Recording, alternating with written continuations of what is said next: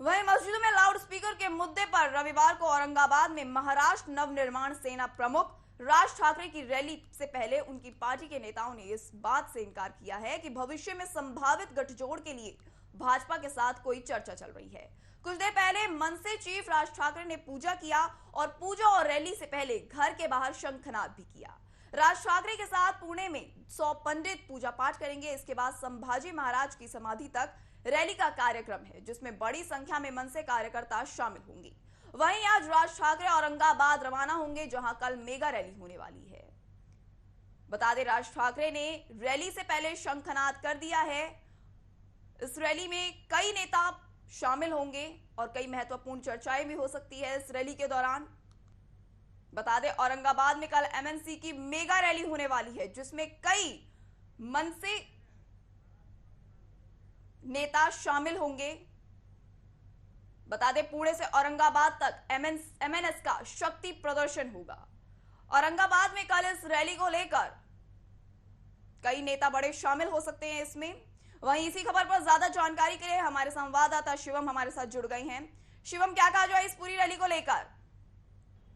देखिए वैष्णव, मैं आपको बता दूं कि जिस तरीके से राज ठाकरे ने लाउड स्पीकर के बयान के बाद से जितनी भी मतलब ये आप यूपी को ले लो या फिर महाराष्ट्र को ले लो, इन दोनों जिलों में जिस तरीके से हलचल मचाई है, उसके बाद ये रैली का जो इन्होंने शक्ति प्रदर्शन किया है औरंगाबाद, पुणे से लेकर औरंगाबाद तक, तो ये बताता है कि राज ठाकरे पूरी तरीके से सरकार को घेरने का काम कर रहे हैं। वहीं वो महाराष्ट्र सरकार को ये बताना चाहते हैं कि अगर मैं महाराष्ट्र से चुनाव लड़ूंगा तो शायद जनता मेरे साथ जरूर आना चाहेगी।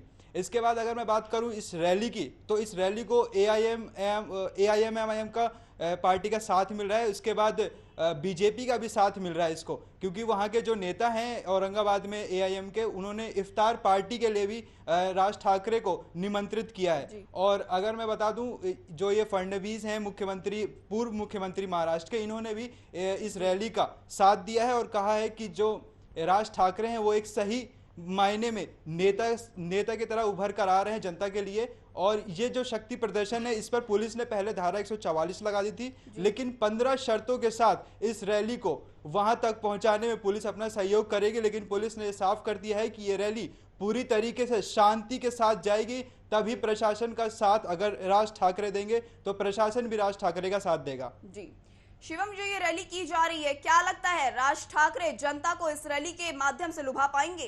क्या इस रैली का असर चुनाव पर पड़ेगा? देखिए, बिल्कुल पड़ेगा इस रैली का चुनाव पर असर, क्योंकि पुणे से लेकर जो औरंगाबाद तक ये रैली निकाली गई है, तो औरंगाबाद की जनता इसको लेकर काफी उत्साहित है और वो इंतजार कर रही है कि राज ठाकरे का काफिला यहाँ कब पहुंचे। उसके बाद अगर मैं बात करूं बीजेपी की, तो बीजेपी पार्टी इसको पूरी तरीके से सपोर्ट कर रही है, क्योंकि पिछले दिनों जिस तरीके से लाउड स्पीकर बयान के बाद से जहां राज ठाकरे ने योगी आदित्यनाथ की तारीफ की थी कि हमारे पास नेता ऐसा नहीं है जो महाराष्ट्र का विकास कर सके, हमारे पास सिर्फ एक ऐसा नेता है जो हमेशा विवादों में घिरा रहता है। इसके बाद से लाउड स्पीकर की जो ये लाउड स्पीकर का जो मुद्दा उठा है, उसके बाद यूपी में जगह जगह लाउड स्पीकर हटाए जा रहे हैं। कई हजार लाउड स्पीकर हटाए गए हैं, कुछ लाउड स्पीकर की आवाजें कम की गई हैं और सुप्रीम कोर्ट ने भी यह साफ कर दिया है कि किसी को भी आप मजबूर नहीं कर सकते। अगर उसको आवाज सुनने का कोई शौक नहीं है तो आप इसको जबरदस्ती नहीं सुना सकते। लेकिन राज ठाकरे ने ये शक्ति प्रदर्शन करके ये आज बता दिया है कि एक नया विवाद जो उठा है, अब इस पे सियासी भूचाल जरूर आएगा। जी शिवम, जो ये रैली की जा रही है, इसमें क्या शर्तें रखी गई है, इसके बारे में विस्तृत से बता सकते हैं आप?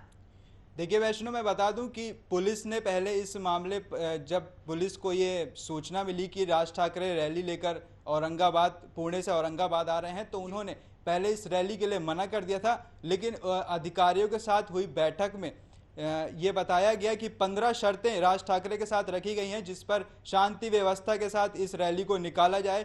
किसी भी तरीके का शोर शराबा नहीं होना चाहिए, किसी भी तरीके की कोई हिंसा नहीं होनी चाहिए जिससे लोगों को नुकसान हो और प्रशासन को भी जद्दोजहद करनी पड़े।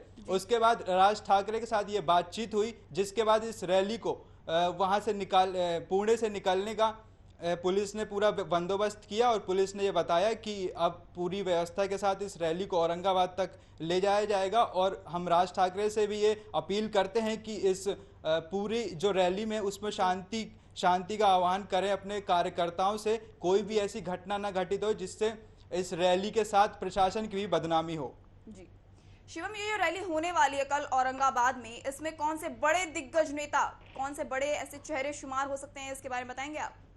देखिए वैष्णव, इसमें AIMIM के पार्टी के कुछ बड़े नेता आएंगे, वहीं बीजेपी से जुड़े कुछ बड़े नेता आएंगे और साथ ही साथ कुछ छोटे दलों के भी नेता आएंगे, क्योंकि राज ठाकरे जिस तरीके से महाराष्ट्र सरकार के खिलाफ, इसे कह सकते हो आप, बिगुल फूकने का काम कर रहे हैं, इससे आने वाले चुनाव पर काफी प्रभाव पड़ेगा। और राज ठाकरे एक महाराष्ट्र में एक बड़ा चेहरा माने जाते हैं, तो महाराष्ट्र चुनाव में क्या पता इस बात को लेकर गठबंधन किया जाए कि राज ठाकरे जो है छोटे दलों के साथ गठबंधन करके उद्धव सरकार को गिराने का काम कर सकते हैं। अगर मैं बात करूं बीजेपी की जो बड़ी पार्टी है, वो भी इसके साथ गठबंधन की कुछ खबरें आ रही हैं सामने, लेकिन अभी पूरी तरीके से ये साफ नहीं है कि किस पार्टी के साथ आने वाले चुनाव पर राज ठाकरे अपनी पार्टी के साथ उनका गठबंधन करेंगे।